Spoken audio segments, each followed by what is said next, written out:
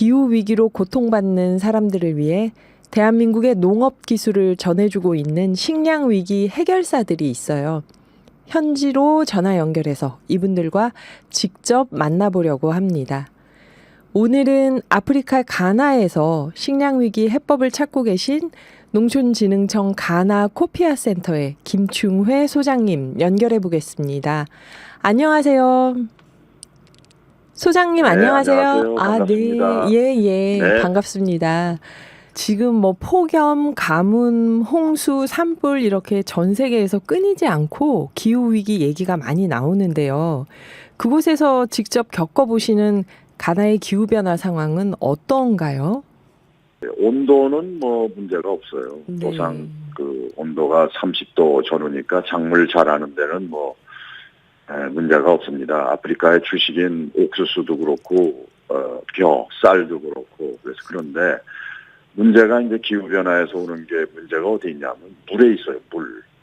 물이 있어야 작물들이 자라지 않습니까? 네. 근데 비가 와야 되는데 이 우기 때도 비가 이게 오는 그 횟수가 줄어들고 비가 와야 됨에도 불구하고 오질 않고 강수량도 이제 그만큼 줄어들고 하니까 이 저수지나 뭐 이게 그 그러니까 이 물을 가둬두는 이런 곳에 물이 없는 거예요. 우기 때 비가 안 오면은 1년 내내 그 가둬서 우기 때 오는 비를 관계수 그러니까 농사 짓는 데 써야 되는데 그게 네. 채워지질 않습니다. 그러니까 이 농사를 질 수가 없는 거예요. 비만 와주면은 생산에는 문제가 없는데 이 강우량이 절대적으로 부족하니까 비가 오는 시기에 비가 안 오니까 이 농사를 못 짓는단 말이에요. 그래서 가나도 보면은 아프리카 전체가 지금 12억, 14억 인구 정도 되는데 그 UN 통계를 보면은 2,300만 명이 지금 기아 상태예요. 아이고. 음식이 없어서 먹을 네. 게 없어가지고 굶는 상태가 이렇게 되니까. 네. 그런데 가나는 지금 3,200만 명이거든요. 전체 인구가. 네. 3,200만 명 중에 그중에 한 18% 그러니까 600만 명이 지금 먹을 게 없어서 굶주리는 그런 상태예요. 비가 많이 오는 나라임에도 불구하고. 네.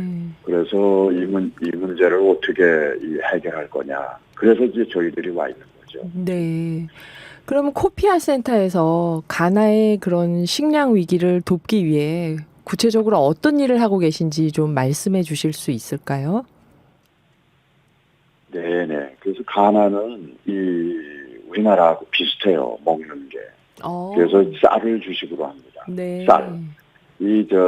세네갈도 그렇지만 이 서아프리카에 있는 나라들이 비가 많이 오는 나라들이니까 이 쌀을 예전부터 많이 재배를 했는데 계속해서 인구가 늘고 식량 생산은 쌀 생산은 적고 이러니까 이제 기아가 이제 시작이 되고 이러는데 지금 현 상태가 어떠냐면 가나에서 지금 쌀 전체량이 우리나라는 쌀이 남아가지고 지금 문제인데 네네.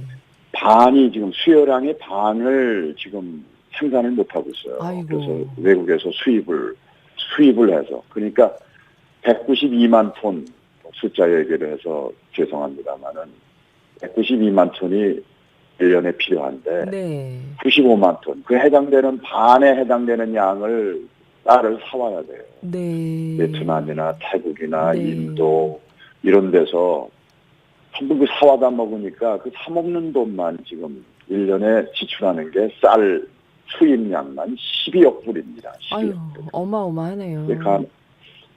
네, 그래서 가나가 지금 이 유엔에서 IMF 예전에 우리도 그런 시절이 있었지만은 이 IMF에서 돈을 빌린 게 국제통화기금에서 돈을 빌린 게 지금 17번째입니다. 그래서 가나가 외국에서 빌린 돈 못 갚겠다 이렇게 선언을 했어요. 금년 초에. 그래가지고 지금 구제금융을 30억 불을 받았어요. 17번째 인데 30억 불을 받았는데 그중에서 식량에 쌀 사 먹는데 12억 불 쓰고 그다음에 닭고기 사 먹는데 6억 불 쓰고 심지어는 도마도 사 사 먹는데 1억 불 쓰고 그러면 뭐가 낫겠어요? 그러게요. 네. 식량이 지금 가장 큰 문제입니다. 못 사는 그 원인 중에 하나가 식량 생산이 이게 충분치 못해서 그렇다 이렇게 얘기할 수가 있는 거죠. 그래서 그런 문제를 해결하기 위해서 이 쌀이 주식이라고 말씀드렸잖아요. 네네. 이 농민들이 쌀을 많이 생산하려면 우선 예전 종자를 버리고 옛날 재래종 얼마 생산도 안 되는 그런 종자를 버리고 새로운 종자를 써야 돼요. 수량이 많은 종자. 여기 평균 수량을 보면은 제가 계속해서 말씀을 드려도 되는지 모르지만 괜찮습니다. 전 세계 평균의 반도 안 돼요. 정말요? 우리나라는 쌀 생산이 헥타당 단위 면적당 같은 면적에서 우리나라는 가나보다 2배가 나와요. 2배. 가나는 3톤뿐이 안 되는데 우리나라는 6톤이에요. 6톤 나오는데 그 원인의 하나가 아까 강우량 부족 이거는 두 번째 치더라도 종자입니다. 종자. 네. 좋은 종자를 써야 돼요. 우리나라 네. 통일벼 마냥 많이 생산이 되는 이런 종자를 써야 되는데 그런 종자가 없어요. 다행히 저희도 쌀이 주식인데 가나도 그래서 저희 나라에서 잘 자라던 수확량이 많은 종자를 가서 보급하면 효과가 있겠다는 생각도 드는데 그게 아프리카에서 잘 자라나요? 통일벼나 이런 종도? 아주 잘 자랍니다. 이 네. 통일벼는 원래 아프리카 피가 섞여 있어요. 인디카 그런가요? 그래가지고 네. 온도가 아주 높은 데서 이렇게 자라는 그런 피가 섞여 있습니다. 그러니까 수량이 많이 나오는 거예요. 우리가 먹는 쌀하고는 좀 다르죠. 여기는 네. 여기는 그 끼다란 쌀입니다. 네, 끈기도 네. 없고 예. 이런 쌀을 우리가 이제 그 전문적으로 얘기하면 인디카, 인도형 벼다 이런 식으로 얘기하는데 네. 통일벼는 반이 인디카. 반이 인도형 벼입니다. 예. 그래서 수량이 많이 나오는 거예요. 딴 거보다 2배나 나옵니다.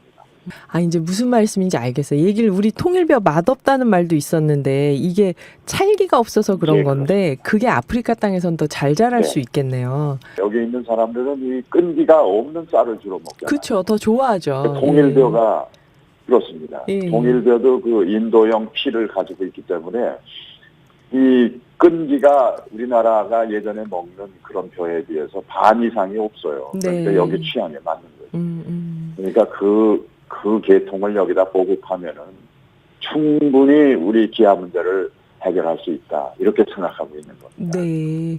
요즘 젊은이들은 선생님 일부러 끈기 없는 쌀로 볶음밥 해 먹어요, 저희. 근데 그렇습니까? 네. 그곳에서 이제 그렇게 종자 보급을 하시면서 어떤 성과나 자랑하실 만한 일이나 혹은 인상 깊었던 에피소드나 그런 게 있으면 또 하나쯤 나눠주실 수 있을까요? 우리 가나의 농민들이 우리 전시포가 있어요. 우리나라 벼가 우리나라 통일쌀에 이렇게 나온다. 얘네들이 지금 신고 있는 벼하고 우리나라 통일벼하고 이렇게 옆에 이렇게 놓고서 재배를 해보면은 이 농민들이 와서 보고 놀래요. 세상에 이렇게 좋은 벼가 있는가. 네. 이렇게 많이 달리는 건 처음 봤다. 그리고 우리 통일벼가 또 하나 장점은 뭐냐 하면은 키가 작아요. 한국 사람 닮아서 그런 건지 몰라도 아주 맵습니다. 아주 똘똘해요. 키가 작으니까 넘어가질 않아요. 많이 달려도 무거워서 이렇게 쓰러지고 이런 게 없습니다. 네. 여기는 다 그냥 키가 커가지고 우리 통일벼보다 2배 정도 키가 커요. 1m 한 30cm 정도 됩니다. 우리 통일벼는 95cm 정도뿐이 안 되는. 네, 쌀 벼가. 벼 크기가, 벼 키가. 그러니까 쓰러지질 않아요. 그러니까 이 허비하는 그 쌀이 없지. 그러니까 여러 가지 좋은 점을 많이 가지고 있어요. 그러다가 우리 통일벼는 빨리 나옵니다. 조생종이에요. 네. 빨리 익어요. 여기 그보다. 100일이면 됩니다. 100일. 네. 거기 있는 건 140일 정도 돼야 익는데. 이런 좋은 점들을 많이 가지고 있어요. 우리나라 벼들이. 통일벼는 맛없는 쌀이야. 이런 편견이 있었는데 오늘 말씀을 들어보니까 정말 가나에서 좋은 일에 꼭 성공했으면 좋겠다고 응원하는 마음이 크게 일어요. 그런 장점이 있구나. 우리 통일벼가 이 사람들하고 입맛 비교를 해봤어요. 네. 아까도 말씀 올렸지만 통일벼 끈기가 없는 게 여기 있는 아프리카 고유의 쌀하고 비슷하다고 했잖아요. 네네. 세네갈에서 한 건데 우리나라 통일벼가 훨씬 더 맛있어요. 여기 있는 쌀보다. 그러니까 우리 소비자 테스트를 해보니까 네. 소비자들이 우리 쌀, 통일벼만 먹으려고 해요. 아. 그러니까 어떻게 되겠어요? 통일벼 쌀이 값이 비싼 거예요. 아. 비싸게 팔려요. 예. 그러니까 그것도 이건 세네갈에서 있던 얘기입니다. 그래서 네. 우리 여기 가나도 그와 비슷하게 되지 않겠느냐 예. 하는 쪽에서 지금 통일벼를 많이 생산을 해서 지금 심리 테스트, 그 맛 테스트도 병행을 하고 있습니다. 네. 그러니까 우리도 그럴 가능성이 높다 이렇게 봐지는 겁니다. 네. 아유, 가나분들 입맛에 잘 맞다니 참 다행입니다. 그러면 김충혜 소장님 오늘 말씀 잘 들었고요. 가족이나 친구들 이렇게 주변 사람들에게 혹시 하시고 싶은 말씀 청취자들에게도 좋고요. 그리고 함께 듣고 싶은 노래 신청해 주시면 어떨까요? 네, 고맙습니다. 그래서 제가 부탁드리는 말씀은 그렇습니다. 우리 기술자들이 얼마나 많아요. 우리나라가 그 쌀을 주시고 하는 나라고 쌀에 관한 한 세계 최고의 기술을 가지고 있는데 그분들이 아프리카 좀 불편하더라도 좀 많이 오셨으면 해요. 아. 이 아프리카가 이렇게 낙후된 원인 중에 하나가 연구자들 그 수준이 아주 낮고 그다음에 많지가 않아요. 연구하시는 분들이. 그래서 그런 분들을 위해서 여기 와서 교육도 시키고 또 직접 지도도 하고 그래서 우리나라의 그 쌀 생산하는 기술을 가지신 분들이 많이 와야 돼요.